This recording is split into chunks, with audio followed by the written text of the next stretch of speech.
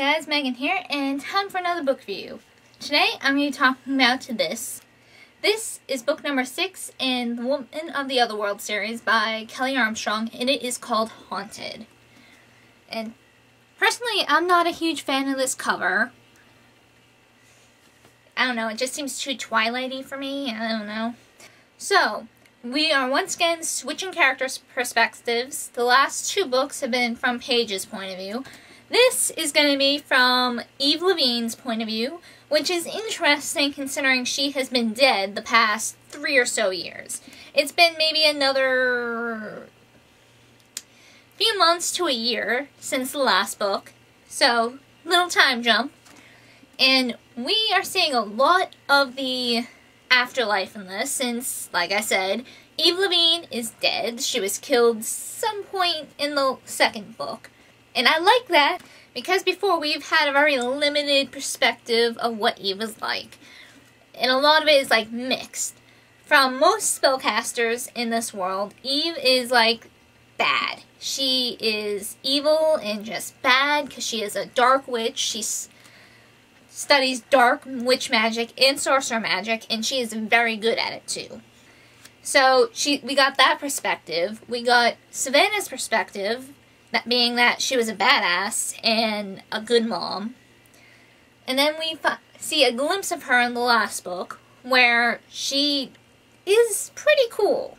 You know, she's not this evil monster that some people seem to make her out to be. So we got a little perspective of that. And, you know, the fact that she made a deal with the Fates to get Lucas and Paige sent home from the afterlife to the living world, you know, gives her some brownie points there as a good person. So in this book, ever since her death, Eve has been watching over Savannah, trying to find a way that she can be there for her daughter and just somehow interact with her and just be in her life, even as a ghost. And, you know, that's not going well. The Fates aren't too happy with her because that's kind of going against the whole moving on in the afterlife sort of thing they encourage. And Savannah's father, who is in the same afterlife as Eve, we see a lot of him too, Christoph Nast. And we see he's actually a pretty cool guy too. So, some time has gone on since Eve has made the deal with the Fates to save Paige and Lucas. And they are calling in that favor. Basically, she has to hunt down a demigod called a Nynx, who has escaped from her hell dimension and has been causing havoc in the living world. Typically, Nynxes, I believe I'm pronouncing that right, give weak-willed humans the resolve they need to commit a bad crime, such as murder or whatever. Like, the seeds are planted in that person, like they want to do bad things like murder, but they don't have the willpower or resolve to go through with it. Nynxes kind of give those humans that resolve, and in the process kind of feed off the chaos that that human causes. This Nynx has gone one step beyond. She's been possessing people who are weak-willed and don't have the resolve, and has been carrying out the acts herself. So the Fates, they had an angel capture her a few centuries ago, and she's been locked in a hell dimension since. And she has escaped and has been causing chaos ever since. They sent a few other bounty hunters, so to speak, after her, the Nynx, and they have not been successful. So they decide, let's try a different approach, and send Eve. So this whole book, she is trying to capture that Nynx. It is a very, very intense chase. So that's kind of my synopsis of the book. And yes, we do find out angels are a thing in this world. And most angels were created, a fair amount of angels were created, but the most recent ones have ascended. Basically, they are ghosts who have been sent on this sort of quest and have ascended into angelhood. So there are hints that Eve might be a possible ascendee.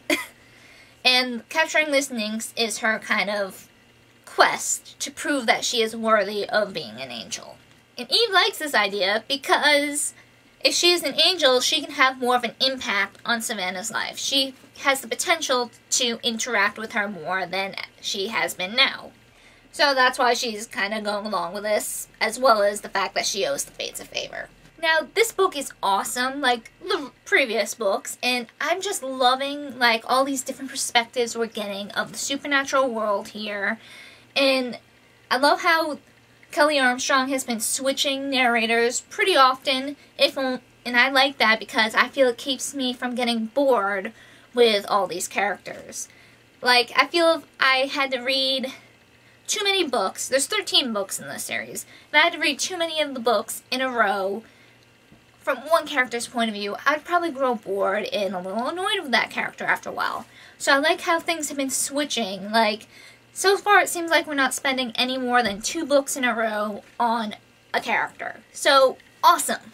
And I like how there's a decent time gap between each book, so all these big events aren't happening like in a rapid succession, and things are spaced out more, and we've seen characters as they are growing up and maturing and aging, and I like that too. I like seeing this kind of character development. So, I still stick by my recommendation for this series, and just, it is awesome. I highly recommend picking this series up and starting from the first book, and I am just so excited to read the next book and see what happens. And with that in mind, I'm going to be going into my more spoilery bit. So I thought this like whole search for the Nix was extremely intense. I was like, it was a real page turner, guys. I was freaking out when the Nix started to try and target Savannah, how she was specifically found a host to possess to go after Savannah, and just, holy crap, guys. I was so afraid for Savannah, and I felt so sympathetic for Eve, how she couldn't be there to physically protect her daughter. And just, I sympathized with Eve so much. She wanted to just protect her little girl, and she can't. She can only stand back and helplessly watch. I like how she starts to move on and realize she can't be there to protect Savannah. She's going to have to rely on Lucas and Paige and trust them to be there in her place. And how she's slowly realizing, okay, my life in the living world is over, so I guess I might as well make something with my afterlife. And how her and Kristoff get back together, and I just found that really sweet. And then we find out that the whole angelhood thing comes at a price. She'll have to ascend to the angel realm. She'll never be able to go into this ghost afterlife again, and thus she will be separated from Kristoff. And when she realizes that, she's like, no, not gonna do that. I'm not gonna do that. I just can't.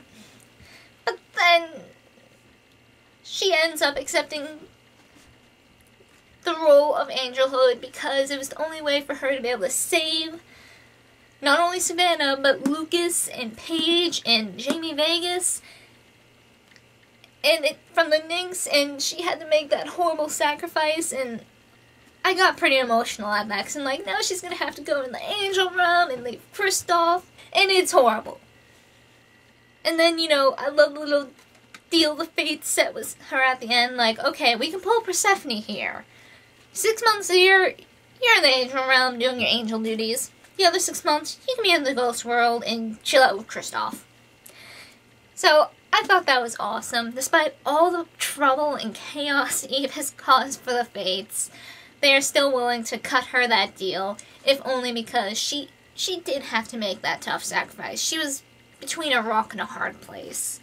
And just, I freaking love this series. I love Kelley Armstrong's writing, and just,